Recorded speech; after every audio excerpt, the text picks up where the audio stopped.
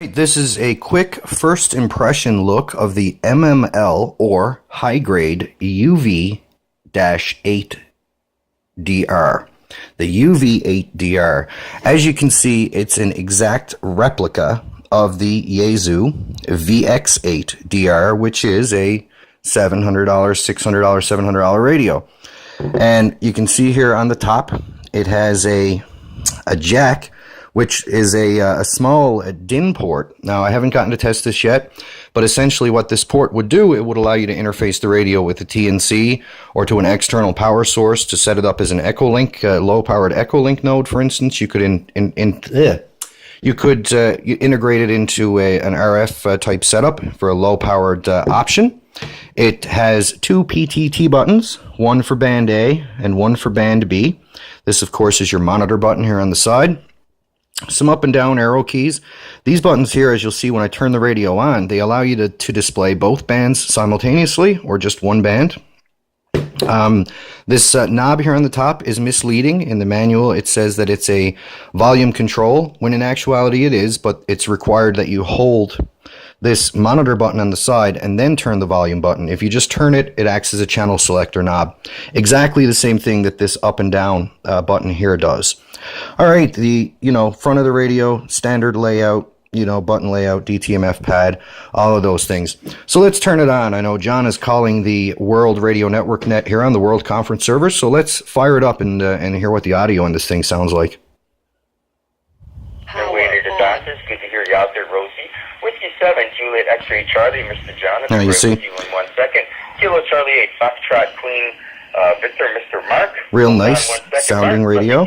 Turn the volume up. Hotel Victor November, Miss Kathy. What's going on in your side of the world? And of course, welcome to the World Radio Network, the Monday morning edition. So that's volume. Sure you heard our, once you net manager, hold the volume key, or once you hold the key and then rotate the volume, is when the volume will go up and down. These are the buttons here that I mentioned. You can turn a band on or off and make it so that it's the only one. And then I had to turn it off. You can turn the second one off and just use the second one. And it, of course, when you do that, it enlarges the print on the screen here. So we'll leave both PTTs operational. You'll notice when you push the bottom PTT, the bottom band will transmit. Okay, you hit the top one, the top band will transmit. So, like you say, fairly decent. I'd like to be able to give you an audio comparison of how I sound on the radio. It's got, of course, the speaker and mic jack on the side. This acts, as you can see, if I don't hold the button, it will change the PTT. It's got the standard menu, similar to what your standard Bofang radios have. You can scroll through the menus. It's pretty much the same. It gives you the same type of thing, as the same as your standard Bofang. Of course, you can change the LED color on the screen. You can't set 3 different LEDs like you can with the Bofangs. We had Mr. Joe, KT7 JOE checked in. The build quality on this thing, I'd highly recommend it. I'll just pop the battery off here, just so you can have a look at the battery that ships with it. It says that it ships with a 1800 milliamp hour battery.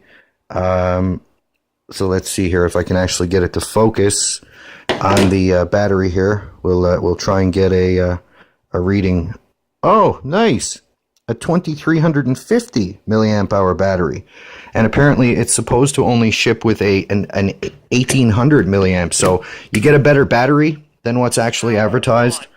And I just say, as a first impression, I literally couldn't be happier with this particular rig. And you can see the volume does actually go pretty high. Way up there. It's a very, very loud radio. It goes as high as 31. I'll show you now that's how it is in your hand. It's a nice looking radio in the hand. KC8SUV, this is W2JLV. Mark, you keyed up, but there was no audio, and then you hung up. And then it can get pretty low. Back and make your transmission this time. Go ahead, sir. So I'll leave it around 14. That's very pleasurable to listen to. We'll all do that. Yeah, I just came from the doctor's office, so everything came out Like you good say, there. it's a very, very nice radio, and it is very, very well built, much better than your standard Bofang HT. All right, again, this is just a first impression, first look at the MML, or high grade UV-8DR, the Yaesu full replica. I mean, this thing is literally identical. So, with that said, first impressions, audio sounds great on the receive. The PTT is nice and clear. The buttons have a good feel to them. And first impressions, well, I checked into the net with John there a little while ago, and he said my audio was nice and balanced there, not too hot, not too low, just nice sounding. So I guess that'll be the first impression video. I'm going to get this uploaded, and so post the link in the text box there on Echolink and see what the guys think of the video. 73s, this is VO1 UKZ, Darrow from St. John's, Newfoundland, with the first impression, first look at the high grade, or MML, as this radio states, the Mike Lima UV-8DR.